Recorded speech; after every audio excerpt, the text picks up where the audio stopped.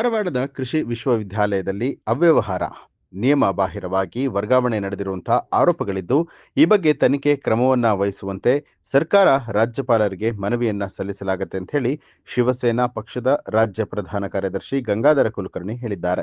ಈ ಕುರಿತು ನಗರದಲ್ಲಿ ಸುದ್ದಿಗಾರರೊಂದಿಗೆ ಮಾತನಾಡಿದಂತಹ ಅವರು, ಕೃಷಿ ವಿವಿಯಲ್ಲಿ ನಿಗಮ ಮೀರಿ ವರ್ಗಾವಣೆ ನಡೆಸಲಾಗಿದ್ದು ಆರ್ಥಿಕವಾಗಿ ಹೊರೆ ಮಾಡಲಾಗಿದೆ.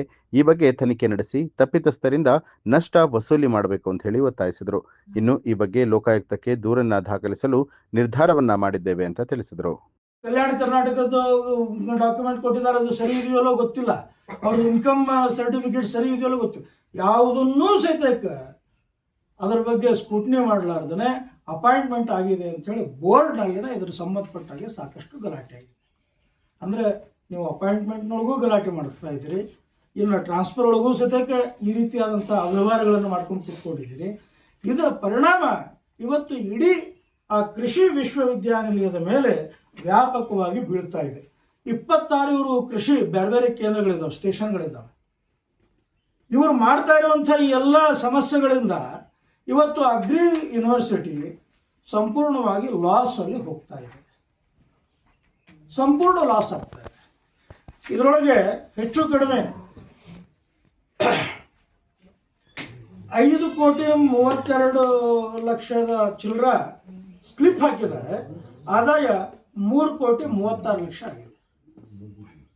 ಯಾವ ಸಂಸ್ಥೆ ಒಂದು ಪ್ರಾಫಿಟ್ ಮಾಡುವಂಥದ್ದಿತ್ತು. ಇನ್ನು ಇವರು ಅಗ್ರಿ ಕಾಲೇಜ್ನವರು ರೈತರಿಗೆ ಹೇಳುವಂಥವ್ರು, ನೀವು ಬೆಳೆಯನ್ನು ಬೆಳೆಯಿರಿ, ನಿಮ್ಮ ಲಾಭವನ್ನು ಪಡೆಯೋಗ್ಲಿಕ್ಕೆ ನಿಮಗೆ ನಾವೆಲ್ಲ ಮಾರ್ಗದರ್ಶನ ಮಾಡ್ತೀವಿ ಅಂತ ಹೇಳುವಂಥವ್ರ ಸಂಸ್ಥೆಗಳೇ ಈ ರೀತಿಯಾದಂಥ ಲಾಸ್ಗಳಲ್ಲಿ ಹೋದರೆ ಇವರಿನ್ನು ಕೃಷಿಕರಿಗೆ ಯಾವ ರೀತಿಯಾದಂಥ ಮಾರ್ಗದರ್ಶನವನ್ನು ಮಾಡ್ತಾರೆ ಅನ್ನುವಂಥದ್ದು ಭಾಳ ದೊಡ್ಡ ನಮ್ಮ ಕಣ್ಣ ಮುಂದೆ ಇರುವಂಥದ್ದು ಭಾಳ ದೊಡ್ಡ ಪ್ರಶ್ನೆ ಇದೆ. ಸೊ ಅದಕ್ಕೆ ನಾವು ಶಿವಸೇನಾದಿಂದ ಇವತ್ತು ಈ ಪತ್ರಿಕಾಗೋಷ್ಠಿಯನ್ನು ಮಾಡ್ತಾ ಇರುವಂಥದ್ದು, ಒಂದು ಕಮಿಟಿಯನ್ನು ಮಾಡಬೇಕು.